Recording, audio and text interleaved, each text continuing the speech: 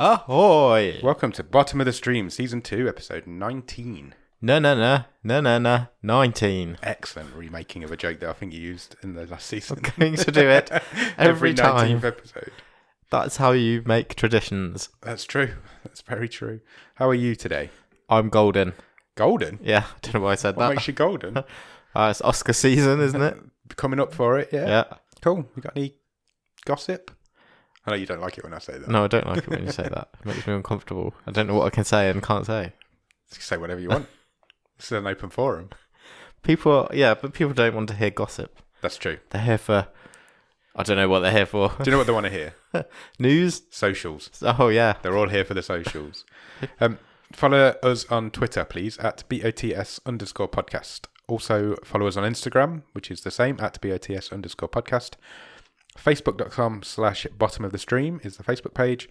The email address is bottomofthestream@gmail.com. And the website is www.bottomofthestream.com, where you will find every film we've ever reviewed and both seasons streamed tables. Also, you can now follow us on Patreon. Please do. Yeah, please do. It's nice to have people over there. And you will find that at patreon.com/bottom of the stream. And there's 3 different tiers for different levels you can join us at. And you'll get various little rewards and thank yous as you go through. Yeah, I mean, if you feel you want to sign up, then there's plenty of bonus episodes. Yeah, we just recorded a bonus episode a minute ago. We did. There's a newsletter. There's all sorts. There's all sorts going on over there. So come and join us. Stickers. There's always stickers. There's loads of stickers. Stickers everywhere. Come and have our ears. But if you can't make a contribution that way, then please give us a review and a rating on iTunes or on Apple Podcasts. That's what it's called. iTunes isn't even a thing anymore. Is it not? No. I'm not an Apple boy. Or on Podchaser, because apparently it really helps the algorithm. It really does, and it's really nice to read as well. It puts our little thumbnail in the view of more people. It does, and it's really good for our egos. Okay, yes. It is. I like reading nice reviews, so if you'd like to do them, please do. I'm going to chuck a promo in for one of our Pod Nation friends, because I've not done that for a little while. So I'm going to put that in right here. Have you ever been reading through a stack of comics and thought, maybe I should see what this Arkham Asylum game is all about? Or been playing Marvel vs. Capcom and felt like you were at a real disadvantage since you didn't know who half the characters were? Well, Play Comics is the show for you. I'm Chris, and each episode we take a look at video games based on comic properties and how well they stick to that source material. So whether you know the comics and want to know how all these games work, or you know the games and want to find out where all this craziness came from, go check out Play Comics at playcomics.com or wherever you find your favorite podcasts. So go and check those guys out. They are really good. So that's the socials done. You got any Netflix news? Do you want to talk about MGM? Yes, this is an interesting piece of news that came out a couple of days ago. Yeah. So MGM was a huge movie studio. Oh, yeah. Years and years ago. Yeah. You'll know the lion. Is it Leo? Maybe. Rory? That's the sort of thing lions are called, isn't it? Yeah. That's 2 lions. Wasn't there a rumour that lion went and killed somebody straight after it had filmed that? Really? Yeah, I think there was always a rumour that it... Is that how they got it to big roar? growl and then killed somebody. But I don't think it's... Is that how they got it to roar? They had to, taunt it with I think that's probably what the rumour was. But bit of thigh. Apparently it isn't true. Oh. It's one of these Hollywood legends. He didn't then leap out of the circle and eat that guy who bashed that gong. No, I don't think so. He didn't eat gong guy. Anyway, what about MGM? As we said, they're no longer a proper movie studio. No. But they still hold the rights to several franchises. Yeah. James Bond. Yep. Not that you'd ever seen one. No. All the Hannibal Lecter films. Really? Yep.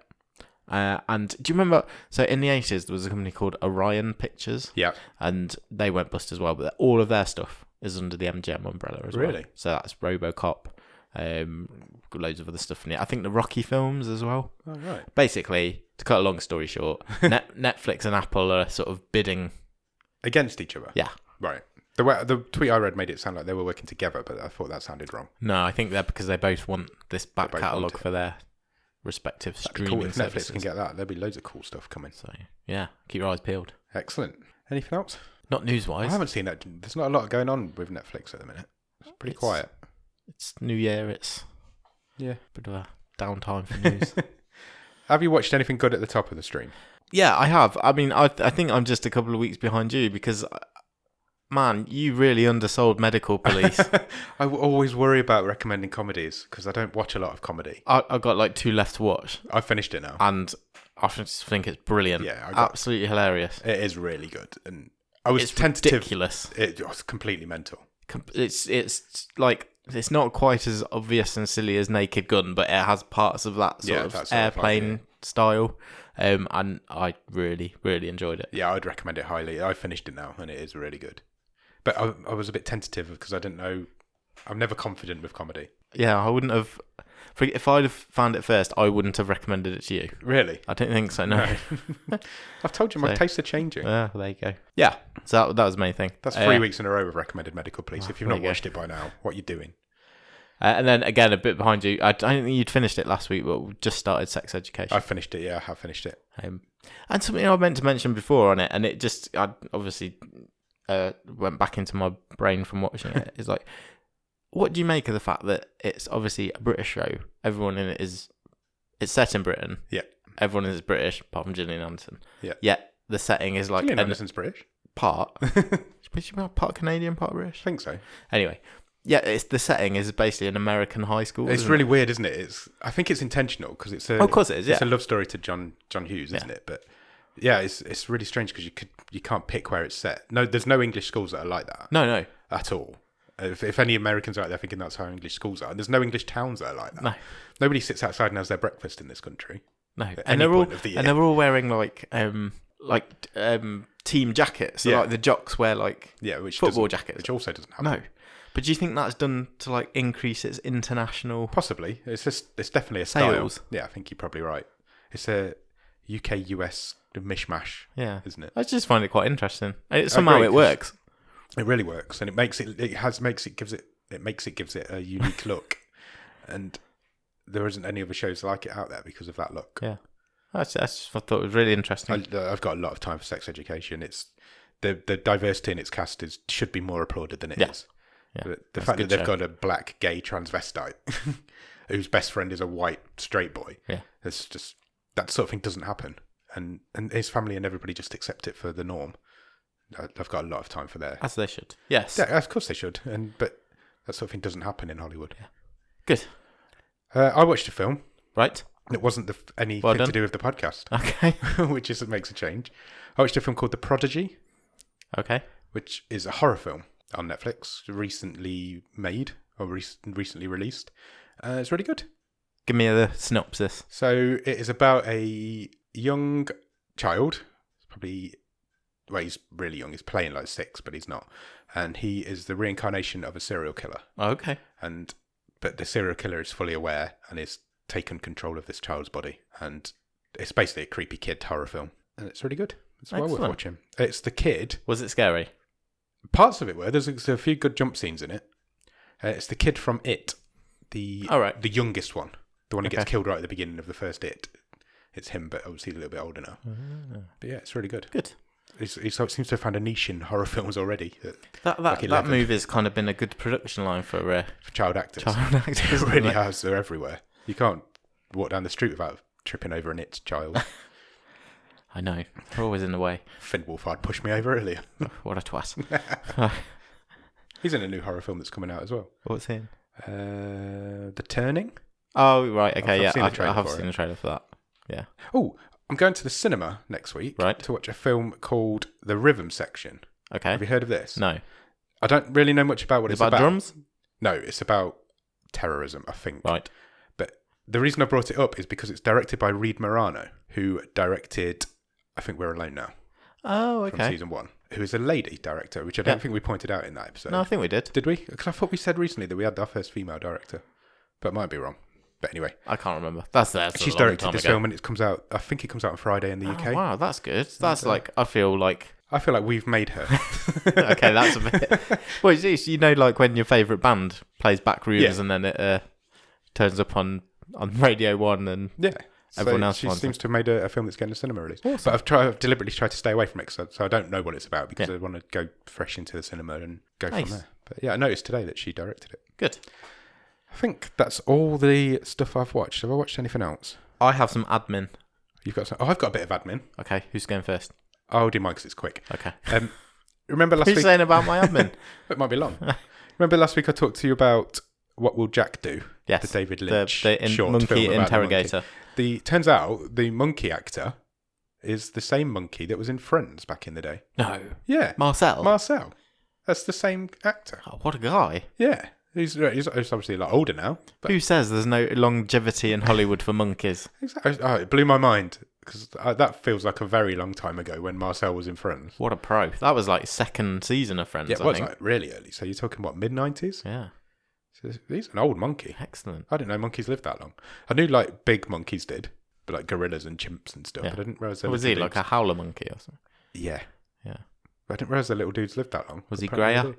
Yeah. Definitely. Yeah, definitely. It looked like an old monkey. It's like Joe Pesci coming out of retirement. He's the monkey Joe Pesci. He is. But yeah, so that's just my little bit of admin. I should have mentioned that last week. That's a great fact. Didn't know it at the time, so I couldn't. Small world.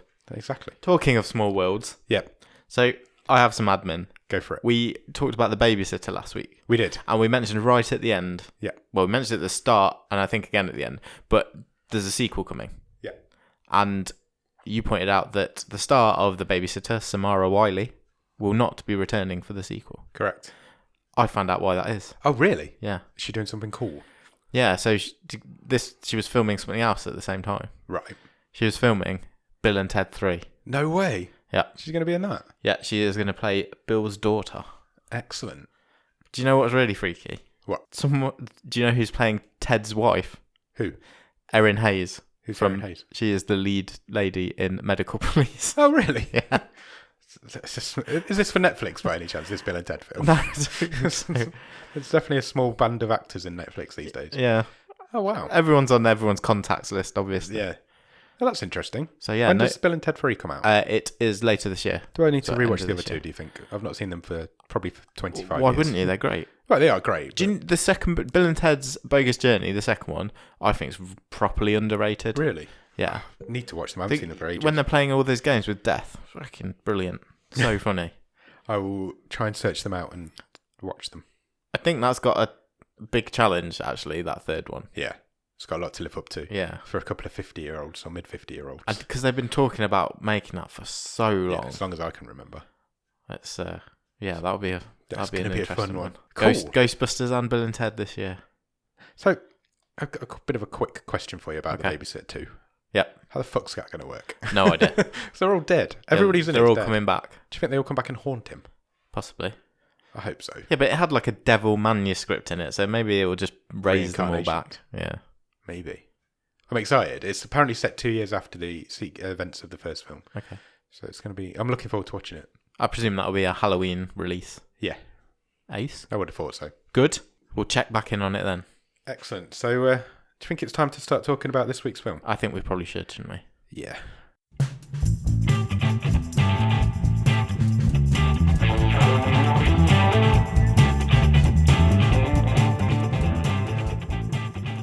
We didn't choose this.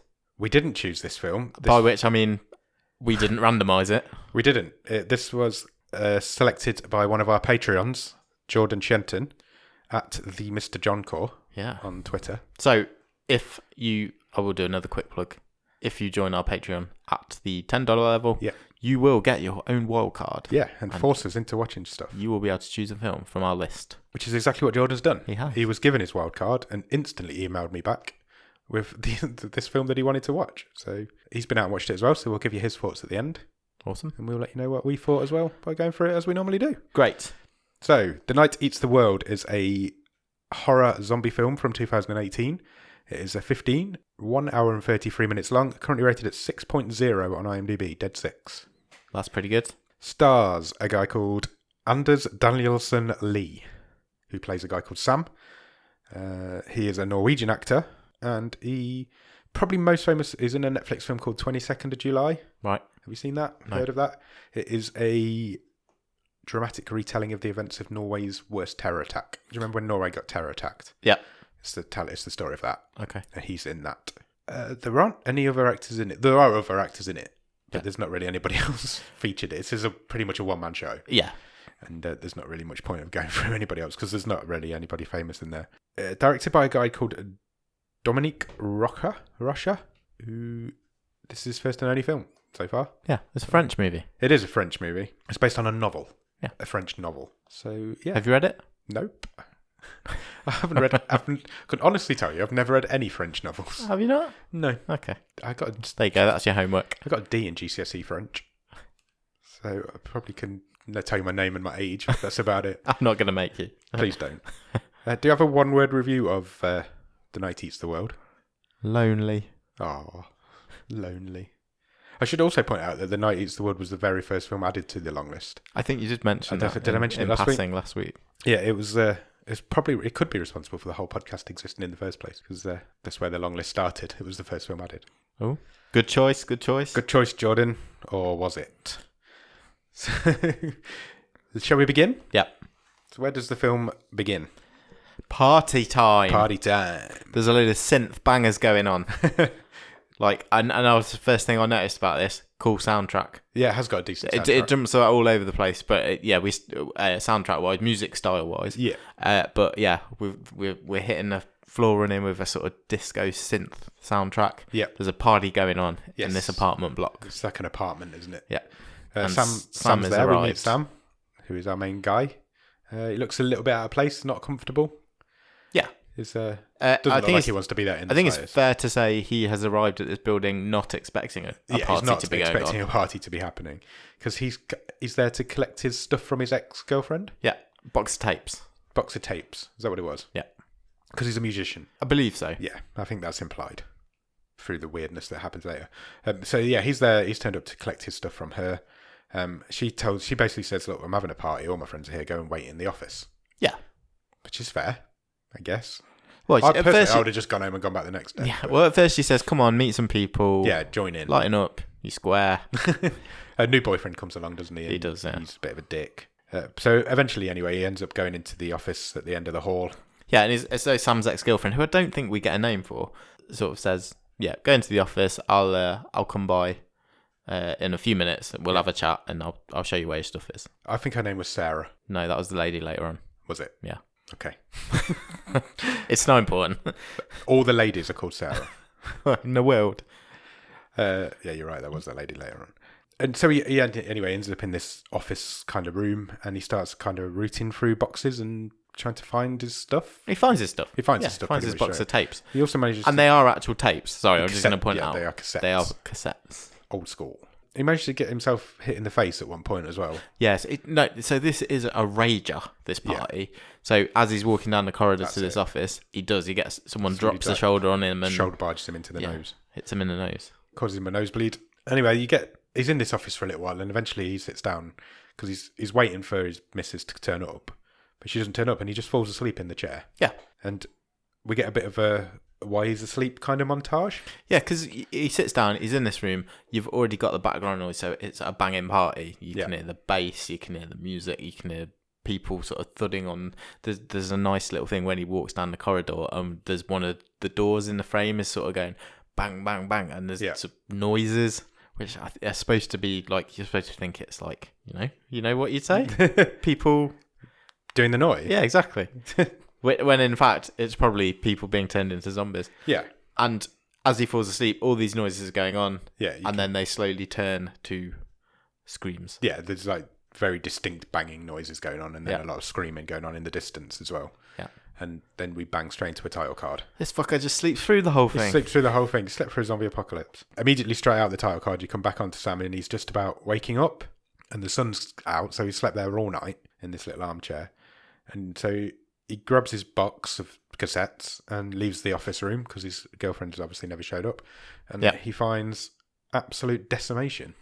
It's carnage. This place is completely destroyed. There's blood all up the walls, the ceilings, the floors, blood everywhere. And the twiglets have been thrown over the floor. Pringles everywhere. What else do you have at a party? The Pringles. Vol-au-vents, they've gone everywhere. We're in France, obviously. There's vol-au-vents. Very true. And he goes to... Obviously, this is a bit weird. So he goes to leave, but as he opens the door to the apartment, there's some... we meet our first zombies. Why have I said zombies again? I don't say zombies ever. Zombies. There's some zombies on the staircase, and they kind of rush straight at him, and he locks the door and locks himself back in the apartment. That's it. That's your start. Yeah. So we're all from there. So he heads over to the window. Yeah, he's trying to scope out the situation. See what see the hell's going on here? Going on? I've just woken up and there's zombies on the stairs. And outside, the same sort of situation is happening. So there's your standard post-apocalyptic movie, crash cars. There's letters everywhere. There's always a lot of leaves on the floor. Like postmen have been killed, so there's letters just sort of floating through through the streets. You know the scene. You do know the scene, but also we can see the apartment block opposite. Yeah, and there's a kind of a family in there, and they head out, don't they? They decide they're going to make a run for it. Yeah, there's a kerfuffle in the room, isn't there? And they sort of manage to fend off a zombie. Yeah, and then as you say, they make a run for it. They basically try and escape to their car or to a car, and a couple of them get in, but one gets attacked. They are soon overrun. Yeah, they're quickly overrun by zombies, and they all get eaten. And he's kind of watching this from the safety of his fifth story apartment. Yeah. And this obviously not a good thing to be looking down on. So he decides what he needs to do is try and grab a load of mobile phones. Yeah, which is quite a clever idea in this day and age. Yeah, he's already into survival mode, straight scouting for useful things. Yeah.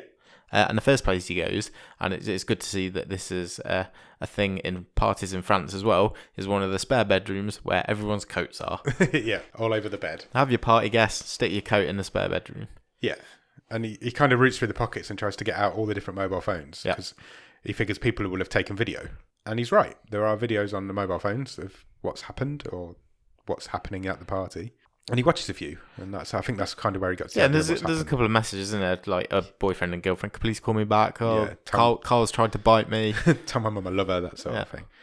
So after he's done that, he kind of heads up onto the roof, and there's a lovely bit of directing here. I've written this is a cool aerial shot. Yeah, it's a really cool. It's a drone shot, I think, and it's like a really high up shot of him looking down on him on the roof. It looked a bit like, you remember the first Grand Theft Auto game? It was like top down, and you could see it looked like a bit like that.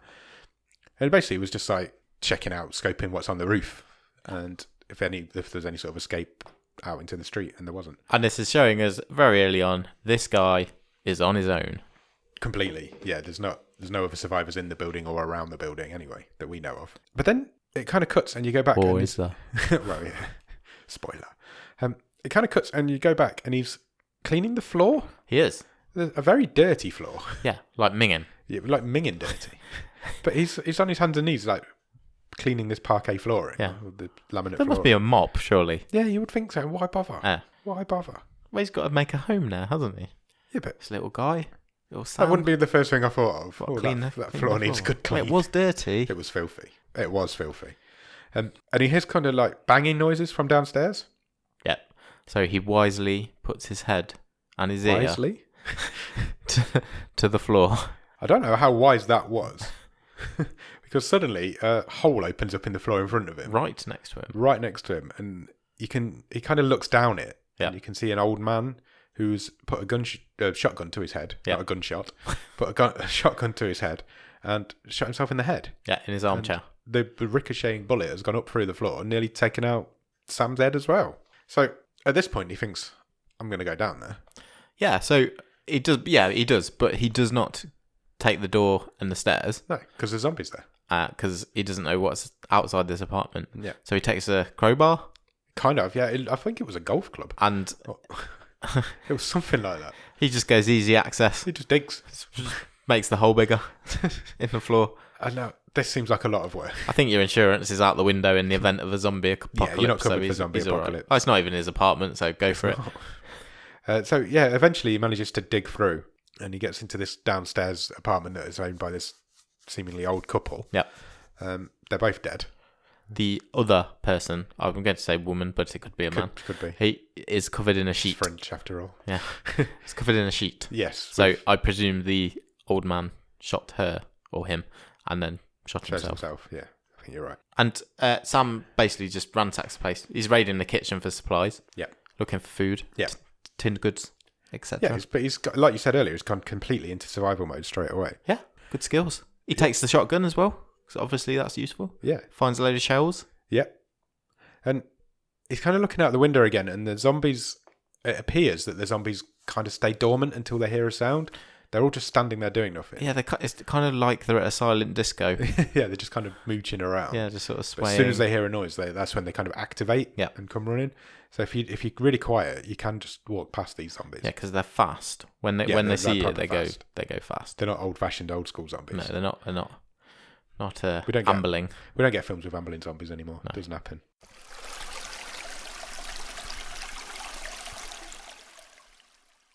So, newly armed with the shotgun. Yep.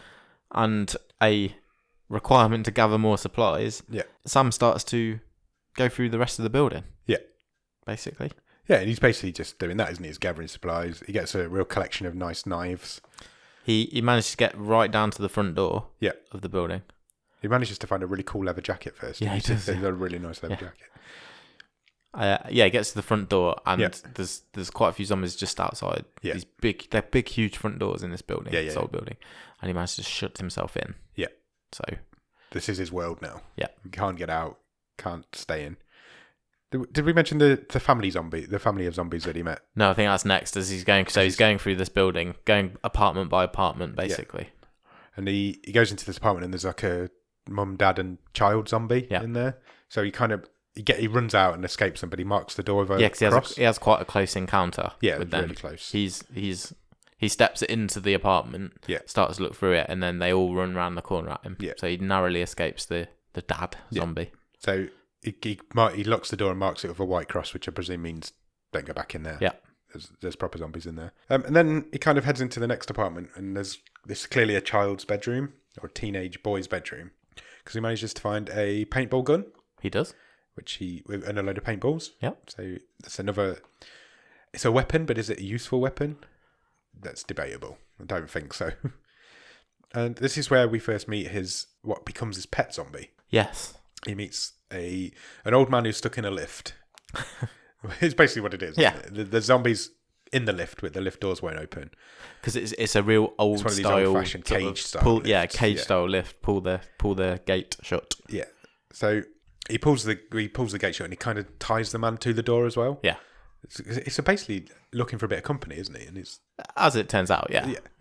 He doesn't kill this zombie. Caught himself a zombie in a cage, and he doesn't kill it. So he keeps that one. He also picks up I think it was a Walkman or an MP3 player, because he had both at some point in this film. But from this teenage bedroom, he gets a music player, and he also uncovers a drum kit. Yes, he does, because he's a musician. Which he's very happy about. Yes, he is. He listens to he must have had the Walkman at one point, because he listens to a cassette at this point. Yeah, and it's like a load of kids making weird sounds and noises. Yeah, which makes him laugh. I think it's him as a kid.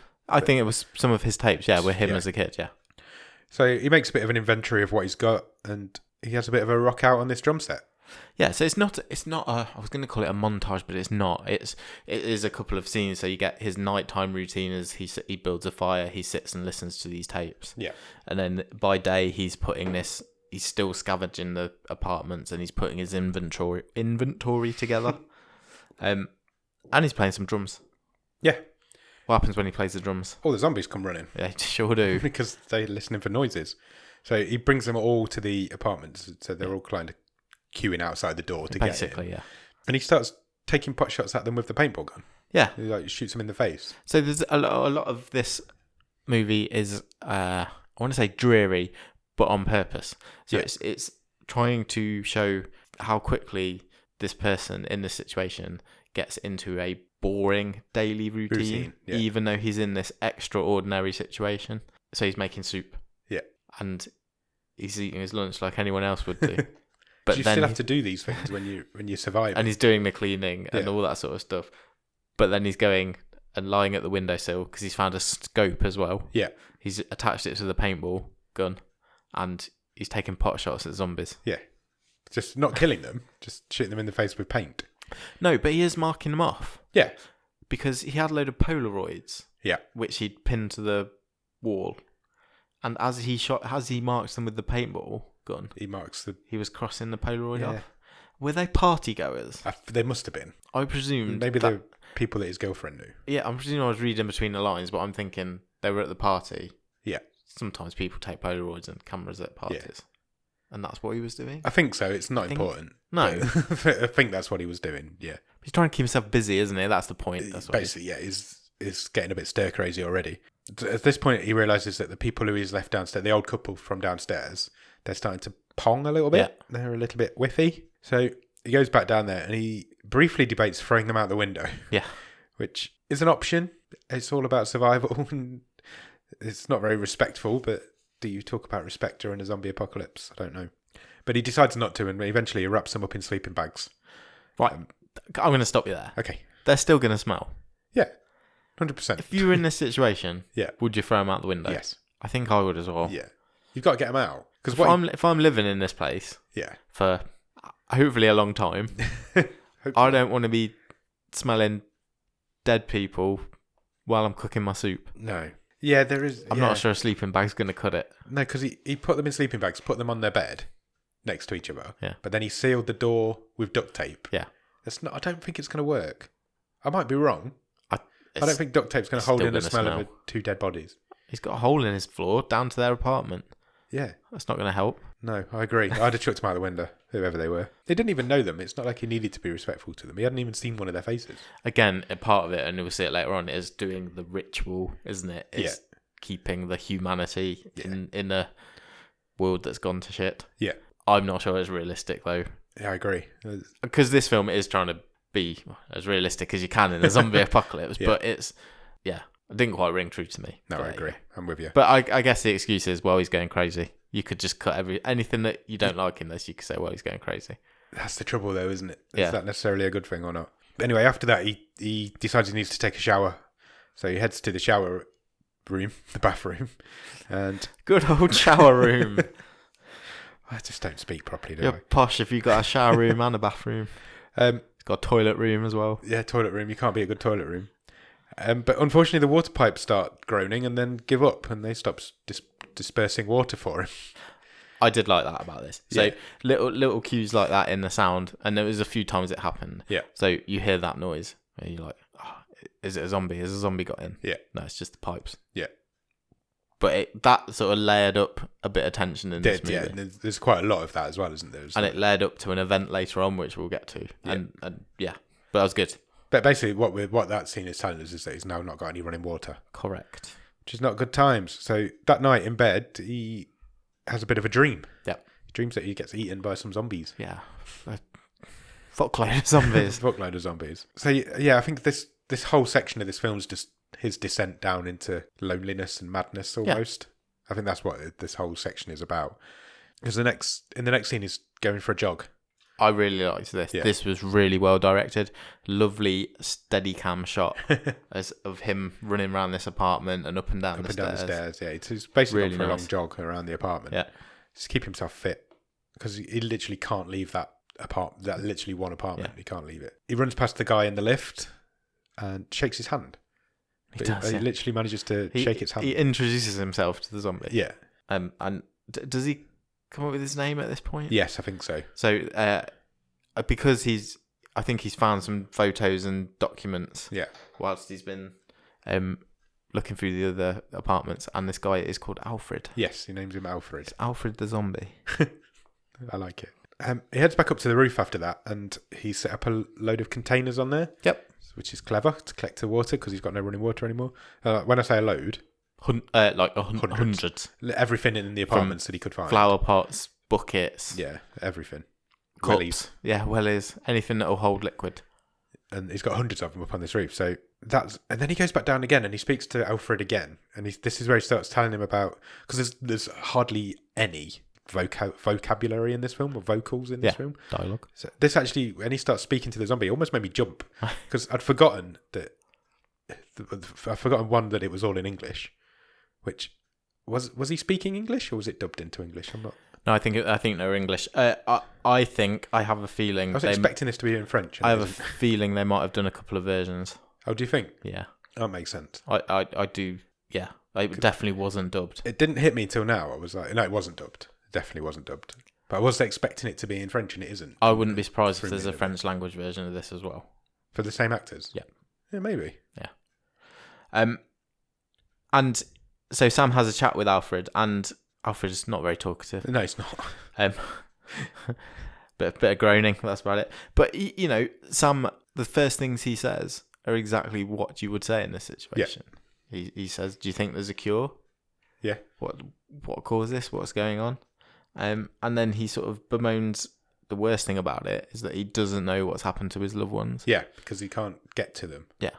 Because he's stuck in this apartment. And obviously he's pretty sure they've met a similar fate to old Alfred here, but he sort of bemoans not knowing There's no way he can possibly what's happened to his mother. Yeah. Yeah. It has a nice line because that scene cuts on him saying, "Dead is the norm now, and I'm the one who's not normal." Yeah. I thought that was a really nice little bit of dialogue. Then he just goes back to his everyday life. He's taking more pot shots at zombies with his paintball gun. He sees a cat. Yeah. Across the street, there's a cat walking across the street, which he tries to catch because he wants a pet. He wants some company. Basically, he wants some company. So he kind of goes to the door of the apartment and tries to encourage this cat to come in. This cat is not gone hungry. No, it's massive. It's a big old unit. It's a big old fat cat.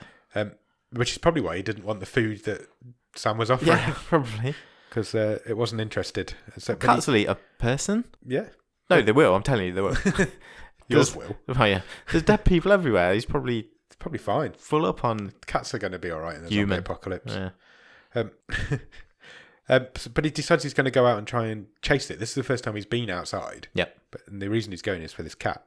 Now, I don't know how long time-wise has passed in this. You don't really get a good indication of how long's passing. The only indication you really get is that he is marking days off on the window. Yeah. But you only glimpse that really quickly. Again, what you said about the leaves. Yeah. So there are more and more leaves outside. So I think we're going through sort of autumn. There's definitely a long time passing as this film's going on. Seasons go past. Yeah. That's the length of time that's covered by this film. But as he's out looking for this cat, he manages to get himself trapped in a car. Yeah. So he's trying to entice this cat, and he is sort of jumped on by a couple of zombies. So he quickly escapes into a car. Yeah. And it's not the safest move. Tries to kind of fend them off, doesn't he? Yeah.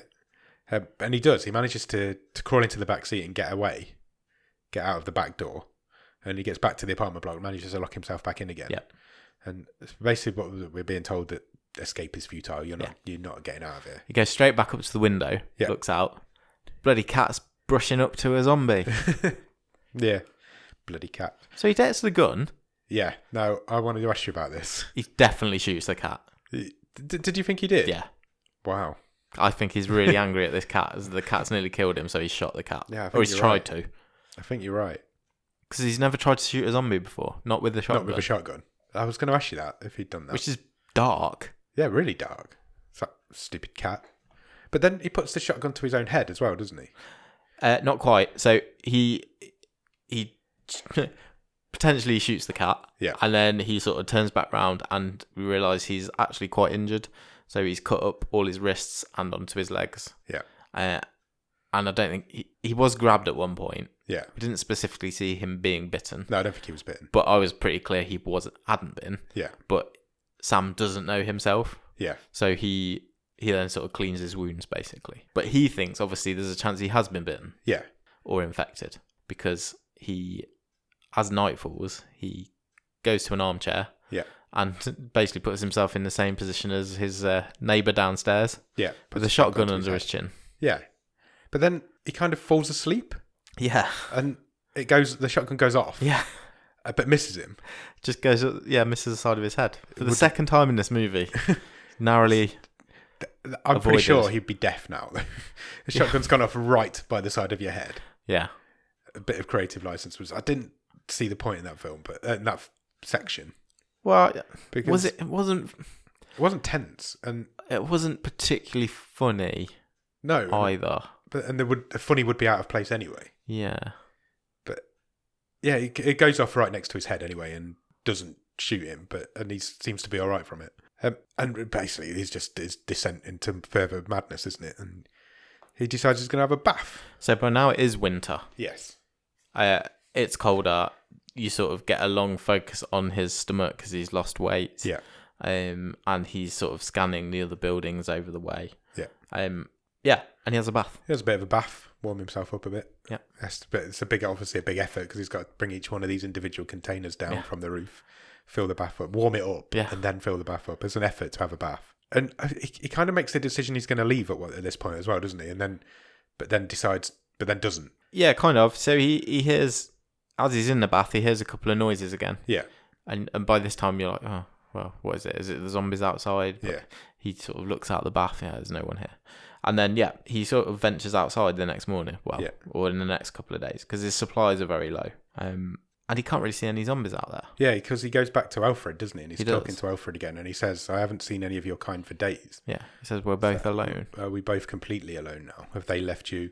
Because he's kind of teasing this zombie, isn't he? He's kind of... He's drunk by this point. Yeah, he's drunk. So he's walking around with a bottle of Plonk whiskey. And he's kind of saying, they've all left you now as well. Yeah. It's not just me that's been left, you've been left as well. And actually, he's not very nice to Alfred because he pours a load of this booze on him. Yeah, kind of chucks it at him, doesn't he? Yeah. He's basically taking his frustrations out on him and bullying him. So he plays the drums again. He plays them hard. Like, really, open window. Yeah. Right at the window. Rocks out hard on the drums, just to see if any will turn up, I think. Yeah. And some turn up. Lots and lots. Like the most we've seen. They're climbing on top of each other. Yeah, it's almost like World War Z kind of scrambling over each other to get to him. But they can't. They can't get him. And he knows that. Yeah. And he's completely safe in this apartment complex. It's like a fortress, and he knows that. But then disaster happens. Well, he goes back first. He goes back and he apologises to Alfred in the lift, which is quite that is quite funny actually. Yeah. Quite touching. But then, so it's kind of nighttime now. He's in bed. Yeah. And he hears some noises coming up the stairs, or towards him. Yeah. And he doesn't wait to see what it is. No, and we're not clear. Is this another dream like we've seen earlier?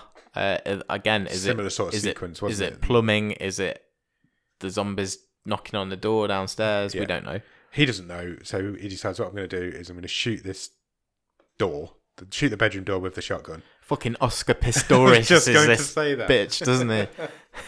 He does. Oscar Pistorius is the door, and also a bit like Oscar Pistorius, there's a girl on the other side. Wow, we're being controversial. There's a young girl on the other side of the door who's now got a belly full of holes. Yeah, because she's literally riddled with them as well. So he goes out there and he brings her into the bedroom, doesn't he, and helps her. And he kind of lays her on the bed and lifts her top up, and she's like a cheese grater. She's got so many holes in her. Yeah. And he... Cheers a colander. She is. And he kind of gets some tweezers and he's kind of picking each bit of shrapnel out. This seems like a futile effort to me. I don't think she would have survived that. Well, she quite passes out quite She does quickly. pass out from the pain quite quickly. But in the very next scene, she's up and about and she's fine. I've written, she is dead. I've written underneath it, she is not dead. Psych. It did look like she'd died as he was pulling the shrapnel out, but she did survive it. I don't know how she survived it. There would have been bits of door and everything embedded into her. But bearing in mind they've got no medical care, there's nothing out there other than what's in this apartment. But she survives with seemingly no issues whatsoever. And they kind of get along at the start. She says she's met other people like him. Yeah, people in other apartments across the city. Has he stayed still for all this time? She's been moving, but she sticks to the roofs, so she's like moving roof to roof of buildings. Yeah, she says, I've never stayed in one place for very long. Yeah, and she tells him his apartment is not safe now. Yeah, because of all the noise that he has made. Because he's made so much noise. And he introduced her to Alfred at one point. Yeah, which freaks her out completely. That's quite funny because she thinks it's weird. Yeah, well, it is weird. Guy's got a pet zombie. And he's made a song, hasn't he? He's got... So he is. You see it earlier in the film. As you say, he's a musician. So he has created out of sort of household objects. He's a load of percussion, basically. Yeah. So he'll put one of these tapes on and he'll sort of play along to it. So, but he's using bottles. He's using a cheese grater. Yeah, he's got bits of everything. Just to make a bit of noise. All sorts of stuff. Quite creative. Yeah, it's quite creative. It's like he's in Stomp. Yeah. Is that still a thing? I don't know. Maybe. But so he performs that for her, and she kind of joins in as well. A little bit. She does a bit of singing. She does a bit of a sing and play along. But because there's now two of them, yeah, they're running through the supplies too quickly. And they are very, very low. So what does Sam do? He heads back to the room that he marked with the white cross earlier with the zombie family in. And he takes them out, but he takes them out through the door. Yeah. So there's already a hole in the door, or he makes a hole in the door. No, he makes one. Oh, does he drill it? I can't remember. He makes a hole in the door, and then he puts the shotgun through and shoots all three of them. Takes them out, even the kid. Yeah. And he takes all their food. Yeah. So he's got like shopping. He comes home with like shopping bags. But when he gets there, she's not there anymore. She's kind of cleared off, and he heads up to the roof, and she's on the roof. She's up on the roof. And she says, "Look, I'm ready to leave. We need to get out of here. There's no point of staying." Because they kind of disagree, don't they? She's all about leaving and saying there's no point in leaving, and he's all about staying and saying there's no point in staying. Yeah. There's no point in leaving. And they don't understand each other. They're completely opposite. They're on completely opposite sides of the fence on this one. She kind of walks away from him. Yeah, they kind of just part ways, don't they? Yeah. And I got the twist. There's a twist here, and I got that at this point. I don't know if I should have got it earlier, but I got it at this point. Turns out your first note was correct. So my next note is she was always dead. She was dead all along. Double psych. I don't know. Should I have got that earlier? I don't know. I felt a bit silly because I was it like, seems obvious. She was. When he shot her, I was like, well, she is definitely dead. Yeah. And I was glad that glad she died, because I thought it would have been quite cheap to bring someone. I was enjoying it just being him. Yeah. I was like, oh, this is going to cheapen it a bit to me if he's going to meet someone. I don't know. I just wasn't up for that. Yeah. And then they pulled this double twist thing, and I'm not sure if I liked it. Yeah, I know what you mean. Did it need I don't know. Yeah, I think that's it. I think this movie was strong enough to not. Because it isn't long this. either. There's only probably 10 minutes where she's in it. It's not long. And she's really good, I thought. Yeah. A really good performance by the actress. And they had good chemistry. I just don't think this needed it. I think you're right. And although I didn't see it coming, it seemed too obvious after the fact. And I totally get why she's, the metaphor is it's him talking to himself to decide to leave. Yeah. That is what's happening. Yeah. All through this sequence. I don't know if it felt kind of flat a little bit. Yeah. I think. And anyway, he kind of realizes at that point as well, and he heads back to the bedroom where she died, and she is still lying on the bed where he'd left her. Yeah, she's very dead. He kind of realizes that, and he finds her. She's got a camera, and he finds her camera. Yep. And there's loads of like family pictures on there, but then there's some pictures of him from a distance. So she obviously knew that he was there. Yeah, she'd been watching him. She's also got a load of climbing gear. Yeah. So like ropes, grappling hook. Yeah, all sorts of. So she obviously was. Yeah. Going across the room. So I'm thinking he's already looked through the bag and he's made that up in his. Yeah, he's put all that together in his head. So what he does at this point is he gets all of his cassettes. Yep. And he sticks them in a bath. He does. And he sets them on fire, which seems really dangerous. God, it was a good fire. They went up really nicely. It would do. It's like, but it would have stunk, and the fumes going off it would have been horrendous. All that burning plastic. Yeah. And I think this is his decision to leave, isn't it? And it is. He goes and unties Alfred and releases him from the lift, but Alfred doesn't attack him. I quite like this. Yeah, Alfred. It was sweet. It was sweet. It was sweet. And Alfred kind of follows him upstairs. And he led Alfred back into his old apartment. Original apartment. Yeah. And just kind of leaves him there. Yeah. Shuts him in. And all of a sudden the fire alarm starts going off. It is well loud. It made me poo myself. Because there's not a lot of, like I said earlier, there's hardly any talking in this film. Yeah. There's not a lot of noise in this film. And then occasionally it will just make you jump. And it really made me jump. Remember though in Hush we said that similarly as well, how the sound design was used really cleverly. Yeah. The power of silence, and then it is interrupted by something really normal, like a fire alarm, or there was a fire alarm in Hush as well, pot of coffee, or yeah. Kettle coming to a boil, and it does made me bob myself as well. Yeah, but obviously this fire alarm reignites the zombies that are outside. Or not ignites them, reactivates them. It does. And they start going wild, and eventually this time they do manage to break the doors in of the apartments, and they're in. They get in, basically. He manages to shoot two of them. He kind of freezes a bit on the stairs, It freaks him out completely. He was never expecting them to get in. No. And when they did get in, he didn't know what to do. His fortress has been penetrated. Exactly. So he manages to lock himself in the lift. Yeah. Which was a nice twist of like a turnaround Yeah. of the humans now in the lift and the zombies are trying to get him. But obviously every time you're in a film and you're stuck in a lift, there's always a hatch. Yeah, of course there is. And he manages to get... Have you ever been in a lift and looked up and thought, there's no hatch in this lift, I don't know what I would do. But he manages to get on top of the lift and he climbs up the shaft a little bit. He gets into the upstairs apartment, the one that he was in earlier where he was cleaning the floor. Yeah. And he manages to confuse the zombie by wrapping it in a curtain. He does. And it really freaks it out. It's just walking around like, I don't know where I am. Yeah, so the zombie's like listening for him. Yeah. But it makes no attempt to take the curtain off its head. No. So they're not clever. No, they're not. But they're not completely stupid either. So anyway, he kills it eventually because he hits it with a lamp a couple of times. Yeah, then he puts a settee on it. Yeah. And he climbs back up through the hole. So he's he basically is making his way back to in the old roof. person's apartment, Yep. isn't he? Yeah. So he's in the original apartment, climbs back up through the hole that he made earlier in the ceiling, and it's really smoky up there. Yeah. It's not smoky in the one downstairs, even though there's a hole in the floor. Also, the fire alarm stopped going off. Yep. Because it was really annoying. Which and I don't definitely think doesn't happen in real life. No, I don't think the filmmakers liked it. This was probably my favourite bit in the film because he's walking through this apartment and it's really smoky and the zombies can't see him.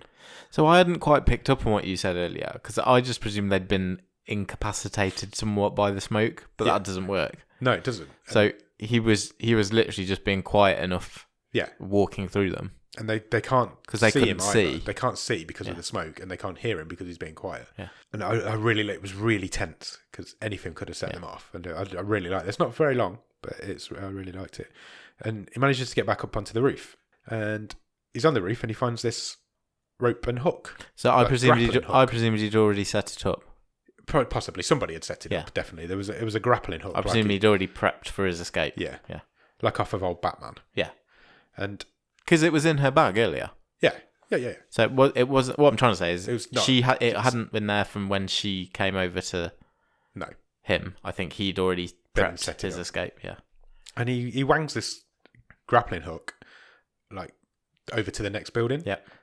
And he misses the first time, but the second time he hooks it, and he's a really good shot with a grappling hook. Great shot. Have you ever thrown a grappling hook? No. I can't imagine it's easy.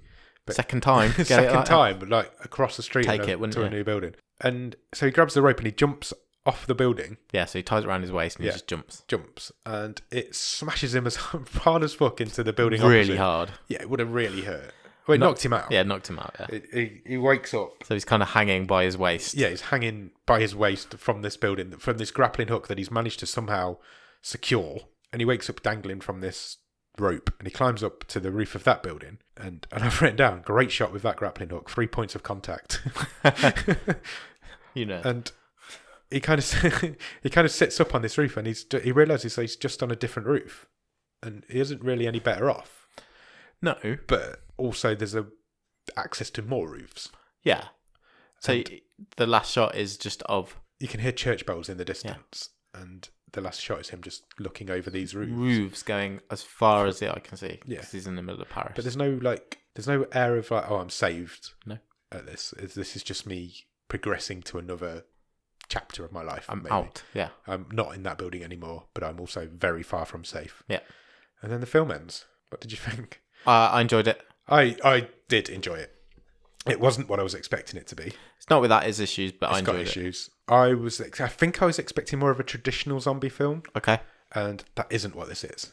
Far from it. No, it's very much a character piece. It's a character study. It's a one-man study. That's my phone battery about to die, which is not good. Oh, I know my question. We're all good. Yeah, it's not a zombie film. Although there are zombies in it. It is not a traditional zombie film. And I think that's what I was expecting. Yeah. Which, don't get me wrong, I'm not upset about it. It was a really good film. It's a really nice character study. It just wasn't what I was expecting it to be. Yeah. Was the lead actor called again? Oh, sorry, I've completely forgotten. So have I, and my phone battery's just died. Just as we'd finished reading through the notes, so I can't tell you. He was great. Yeah. Danielson Lee. Danielson Lee. I thought it was very good. I did enjoy this because it was a bit different.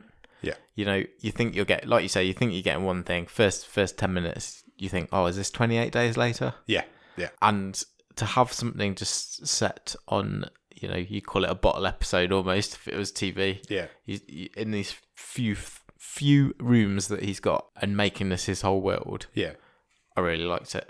I had a lot of time for it. I was disappointed when it ended, so I must have enjoyed it all the way through. I was a little bit disappointed with the ending. I liked it. I liked the ambiguity of it was very much a there's downbeat a world ending. out there now, and that you've got to try and survive in. The fact you could hear church bells ringing in the distance was nice because that gave him a little bit of hope that somebody was there. There was bits. So I wasn't on board with. It felt a bit cheap. The shooting the lady through the door, and I could have done without that. But on the whole, this is one of the better things we've seen this season. Yeah, definitely. It felt like a proper film, and we say that a lot, and we don't. I was trying to explain this to somebody the other day. Some films that we watch I don't consider to be proper films, and then when we get a proper film, I always judge it a little bit more. Yeah, harshly maybe.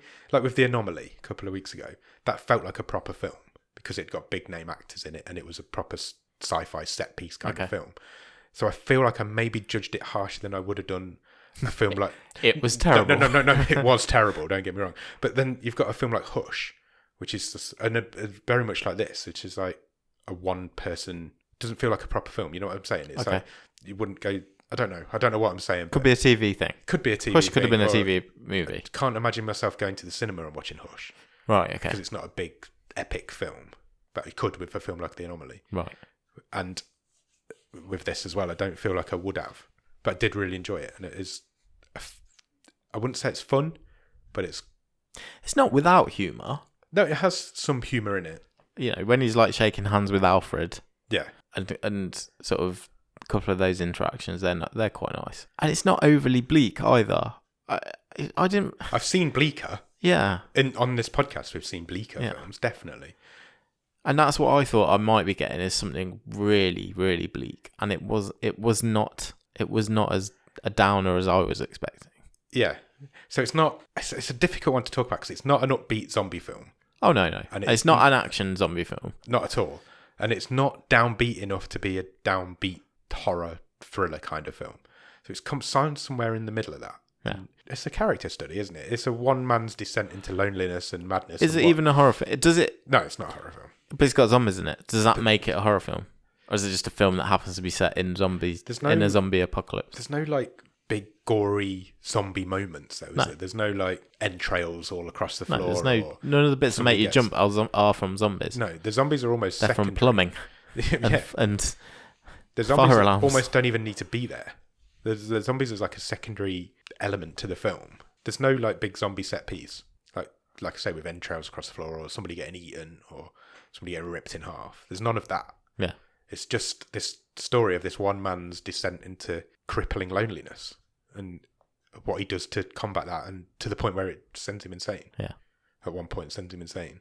But at the same point, that bit with the girl isn't long enough for it to have any sort of impact. It did feel a bit tacked on, yeah. It did feel tacked on because it only lasts for about 10 minutes. Yeah. And does it take anything away from the film? Possibly. Did it need to be there? Yeah, I didn't have a good reaction to it as it was happening. No, I agree. I didn't see the twist coming, but when I saw the twist, I was like, I don't know if that was necessary. I think it was strong enough as a movie. Just he was a strong enough lead. I just don't think it was needed. I agree. I think I would have rather not seen any more humans in it, to be honest. Yeah. Do you think Personally. adding an extra character cheapened it then? Yeah, I personally, I agree. I didn't. Right. I didn't need that. Nor me. Yeah. It's an interesting one, that one. Yeah, have you got what Jordan thought of it? Because I think he sent us a message, didn't he? He did, so I do have his feedback. So, okay, go for it. So Jordan says, I used the wildcard as soon as I saw that this film was on the list. It is a dark and lonely film that is basically Castaway set in France with zombies. I think that's a good point, actually. That's a great point. So you've got Alfred the zombie, basically playing the role of Wilson the volleyball. But Tom Hanks keeps his shit together a bit better than this guy does. Castaway's got a bit more of a happy ending, hasn't it? Yeah. A bit more of a Hollywood style ending. So Jordan continues, the overwhelming loneliness that affects the main character is something I've never really seen in films before. I can't wait for you guys to cover it. This is easily one of my favourite zombie movies. Wow, that's a big statement for a film that we've just said isn't a zombie movie. No, I said it's a horror movie, as it is a zombie movie. It's not a traditional. Jordan hasn't seen any films though. That's true. I probably hasn't seen any zombie films. So I'll go get that dig in there. um, If you want to hear his, sorry, just going off on a Go tangent. for it. If you want to hear his dulcet tones, then check out our bonus episode, which we released on Christmas Day. Which indeed. was talking about our favourite films. And if you want to hear his dulcet tones more often, subscribe to the Grief Burrito podcast. That's right. They are brilliant, and they need all of your ears. Send me your ears. I would question whether it is a zombie film. It's a zombie film. It's got zombie. Is it though? Yes. In the traditional sense, it isn't a zombie film because Which is? it's a film with zombies in. I said, is it a horror film? Look, and we've established that it isn't. It is a zombie film. I'm not so sure. Okay. It's a film with zombies in. I wouldn't. You can sit there on your wrong side of the desk. That's fine. What I'm saying is there isn't any like I said, there's no zombie set pieces. If you're going into it expecting that sort of zombie film, it's not what you're getting. Yeah, you could have this. If you're expecting the French Shaun of the Dead, take you're your not getting that. Or the French Night of the Dead or whatever they're called. Take your zombies out and say a massive tidal wave has engulfed Paris, Exactly. and he can't get out of the apartment. Yeah. Fine. Yeah, It's the you same could do thing, the same isn't it? story. Yeah. Zombies are more realistic though Yeah. than a massive tidal wave, probably. Really? In Paris, yeah. Well, yeah, that's true. Cool. Do you have a trivia question? Yes. Go on. I think it's my turn to go I first, think isn't it? is. I thought this was difficult to come up with a question for this. It film was because one of the more tricky visually, ones. there's not a lot there either. I thought I was maybe a bit harsh on you last week. Okay. I'll give you a really difficult question. Yeah, it wasn't even about the film. So, well, it was, but you just needed additional research. So, I'll give you a really easy one this week. I've got an easy one for you this week as well, I think. What's the score again? It's 5-4 to you. Great. You knew that. So, can you tell me when Sam enters the party at the start, he meets up with his ex-girlfriend and is introduced to her boyfriend? Yeah. What is the new boyfriend's name? I don't know why, and I'm positive it's wrong, but a name jumped straight into my head then. Go for it. It's probably a good enough reason. It's definitely not. Is it Carlos? That's not a bad guess. No, it's not. Can I have another guess? Yeah, I don't know why, but yeah. Serge. No, you're going too Spanish. I know. I don't know why. It's Mathieu, Oh, no. which I believe is French for Matthew. Really? Yeah, I think so. Damn it. Good effort, though. Carlos Good effort. just jumped straight into my head as soon as you said what was his name, and I don't know why. You got to go with your gut sometimes. Yeah, sometimes you do. I think mine's too easy this week, but like I said, I found it really difficult to come up with one. So right near the end of the film, Okay. Sam ties a rope around his chest and jumps off the building. What was the colour of the rope? Do you know what? It's really. I nearly had so that. much. I nearly had I it. hate you so much. And then I decided to go with Mathieu. It was red. It was red. How would you keep predicting the question? You're not getting them right. You're just predicting the questions I'm going to ask. Hello. It was 6-4. Yes. How many episodes have I got left? 6. Well, I've got 4 right in a row, so you're. You have. I'm struggling. I am on. I've only got 4 right all season. I've got 6 episodes left to the end of this season. And 2 behind. 2 behind. It's going to be close, hopefully. Nail biter. Cool. Shall we talk about the stream table? Yes, let's do it.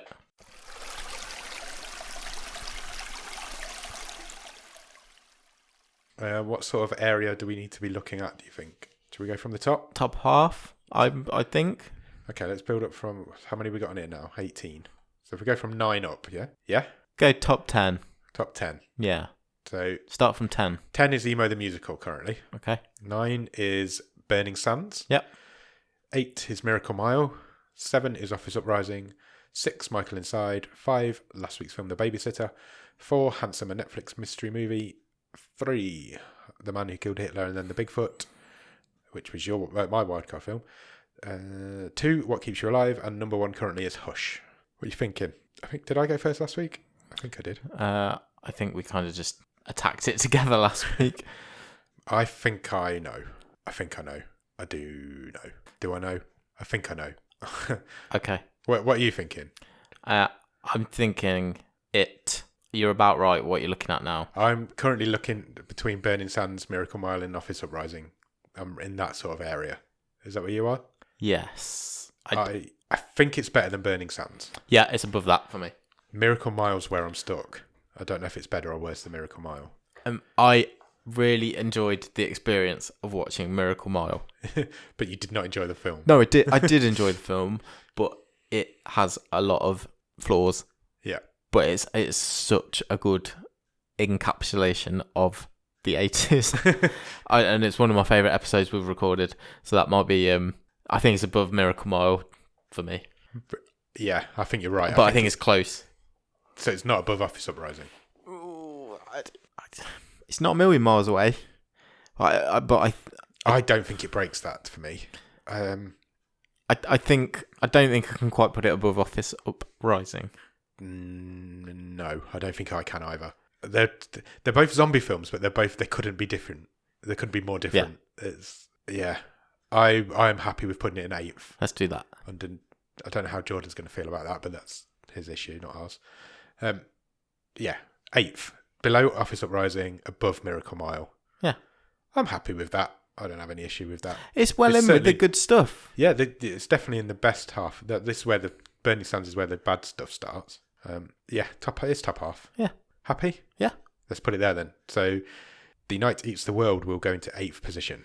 Was that 8th out of 19? Yeah. It's fine. Yeah. It's not bad. See what Jordan thinks. Let us know what you think, Jordan, and anybody else. If you don't agree with us, or if you do agree with us, let us know. Would you we've not said that. Would you recommend this film to people? No. You wouldn't? I don't know if I know many people that would get anything out of it. Okay. So I'd be pretty confident saying, yeah, good. It's a good watch. It depends on the person. Okay. If I know they're going to get something out of it, that sort of thing, then yeah, probably. Okay, fair enough. But yeah, I'm happy with it going into 8th. Yeah? Good. Let's put it there then. That's the stream table. I just always find it interesting because this happened a couple of times where we agree where it goes in the table, but I'm getting a real vibe that I liked this film more than you did. Yeah. I'm not saying I didn't like it. No, I know you're not. It wasn't what I was expecting it to be, and I maybe built it up in my head too much. Okay. But I did enjoy it. It's a great little character piece of a study of loneliness and craziness.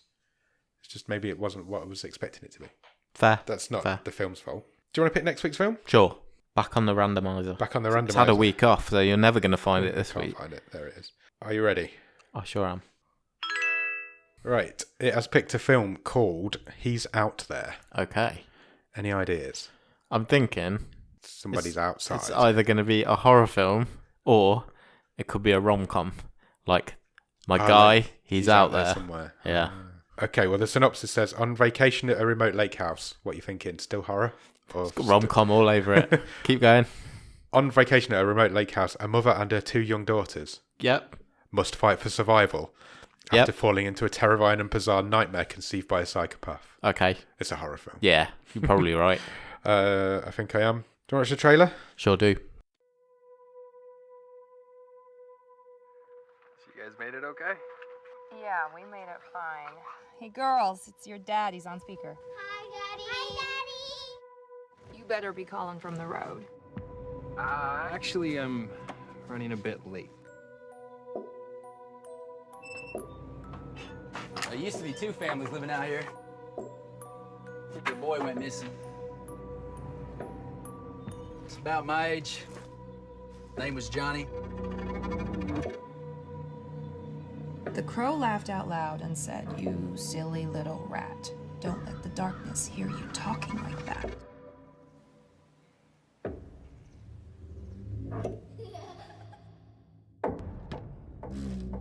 Kayla, what is that? It's for Daddy.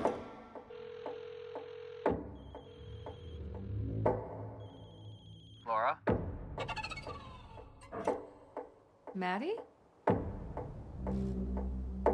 Maddie? Hey guys. It's late. Can we just prank me tomorrow?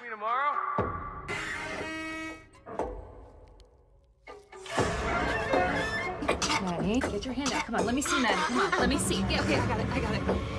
Mama. He's already here. Who, Maddie? Laura! Sean, is that you? Hey guys. Can we just prank me tomorrow?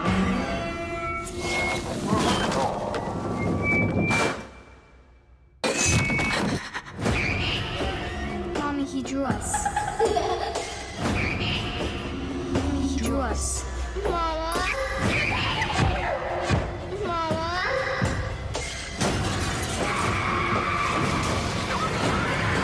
Mama? It's gonna be okay.